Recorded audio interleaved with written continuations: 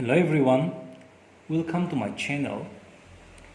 In this video, I'm going to help you to remember the trigonometric formulae with the help of this simple hexagon without memorizing them.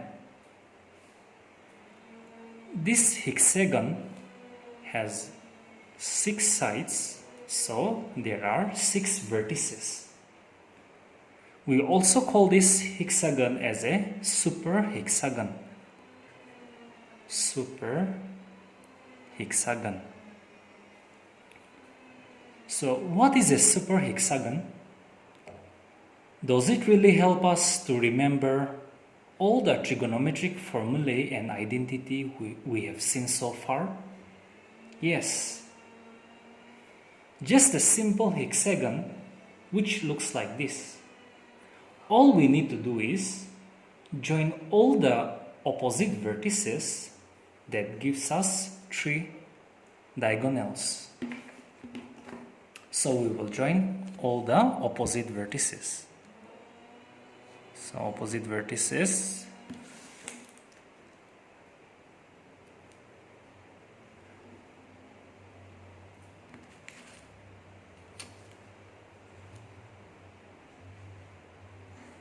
Yes.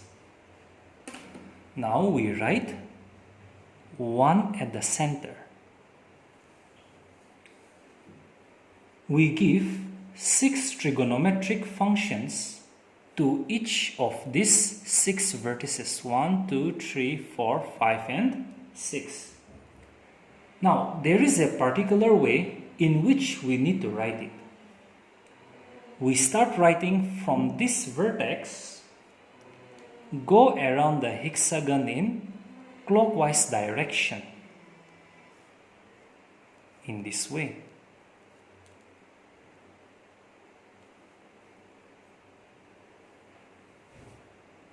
Now let us see how we write the 6 trigonometric functions on these 6 vertices. Just remember one formula which we already know, that is tan is equal to sine by cos. Now we start at this vertex and we write tan. Now tan is equal to sine by cos. So we write tan is equal to sine by cos in the clockwise direction.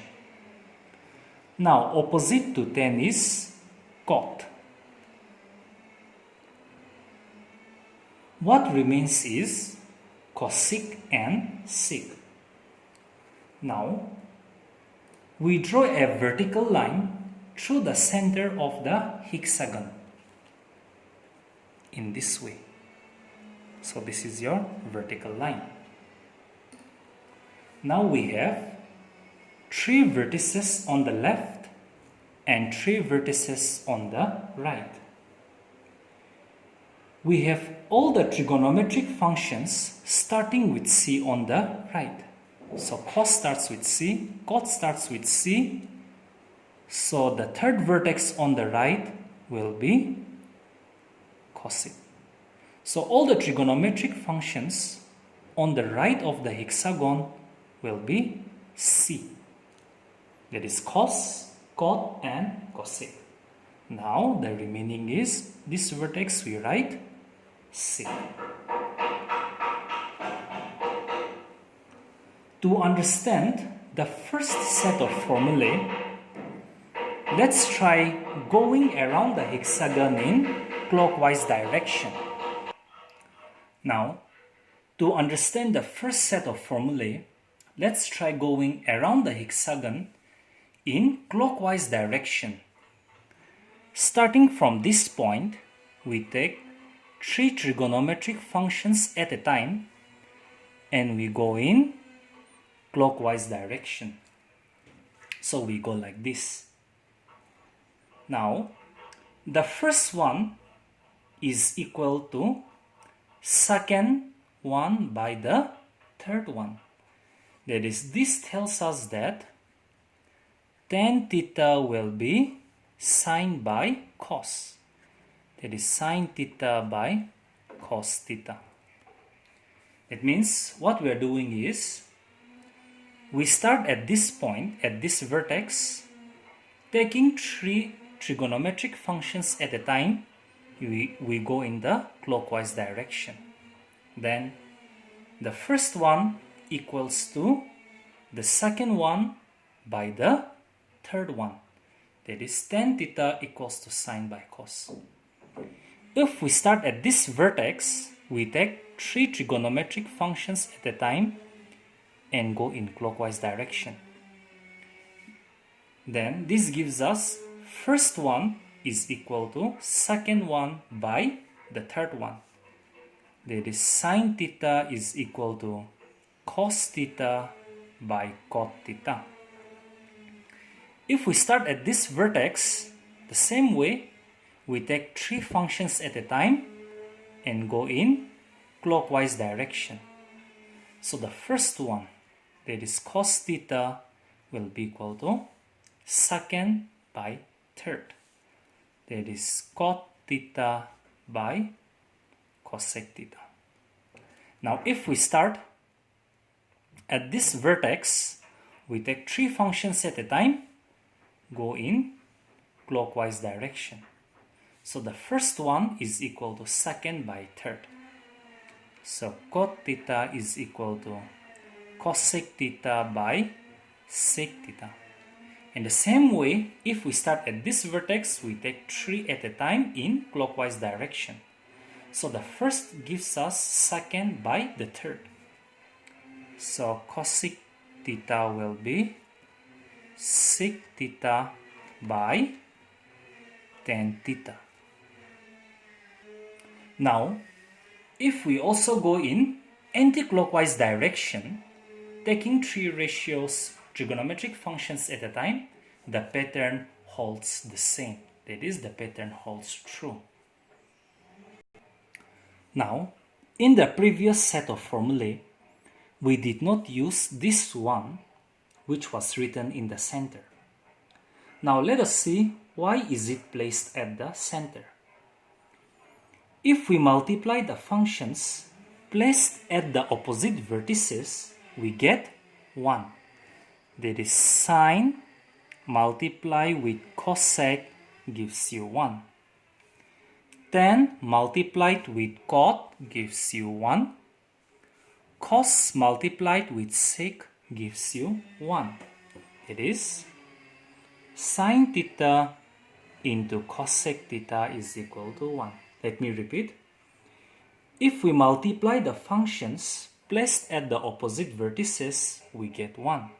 So sine and cosec gives the product 1. Similarly, the product of tan and cot gives you 1. So tan theta into cot theta is equal to 1. Similarly, cos theta into sec theta will also be equal to 1. Now, let us look at this arrow, for instance, this arrow, okay, this arrow. Now, this arrow tells us that sine theta is equal to 1 by cosec theta. Similarly, this arrow tells us that cos theta is 1 by sec theta.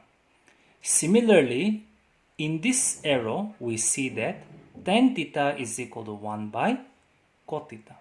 Or we can go in the reverse way. If we make the arrow in this direction, then cot theta will be 1 by tan theta. If we make the arrow in this direction, then sec theta will be 1 by cos theta. And if we make the arrow in this direction, then cosec theta will be 1 by sine theta. So that gives us now, if we see the arrow in this direction, then sine theta is 1 by cosec theta.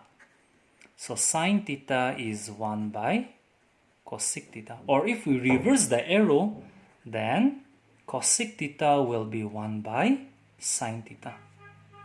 Similarly, if we see the arrow in this direction, then tan theta is 1 by cot theta. Tan theta is 1 by cot theta. And if we reverse the arrow in this direction, then cot theta will be 1 by tan theta. Cot theta will be 1 by tan theta. And the next one, if the arrow is in this direction, then cos theta will be 1 by sec theta. Cos theta will be 1 by sec theta. And if we reverse the arrow, then sec theta will be 1 by cos. Sec theta will be 1 by cos theta. So if we follow the diagonal, then we get another set of trigonometric formulae. Now, do you remember complementary angles? Two angles are said to be complementary if their sum is equal to 90 degrees. Trigonometric functions have special relation with complementary angles. Now, look at this horizontal arrow. What does it tell us about sine and cos? This horizontal arrow tells us that sine theta is equal to cos of 90 degree minus theta. So this horizontal arrow tells us that sine theta is equal to cos of 90 degree minus theta. Similarly, this horizontal arrow tells us that tan theta will be cot of 90 degree minus theta. Will be cot of 90 degree minus theta. And if we look at the third horizontal arrow, then this arrow tells us that sec theta is equal to cosec of 90 degree minus theta. Now, if we reverse this arrow, then cos theta will be sine of 90 degree minus theta. If we reverse this arrow, then cot theta will be tan of 90 degree minus theta. And if we reverse this arrow, then cosec theta will be sec of 90 degree minus theta. So, the horizontal arrow tells us that one function is equal to other function of its complementary angles. Now, there are 6 triangles inside this hexagon. Let us focus on 3. This 1, 2, and 3.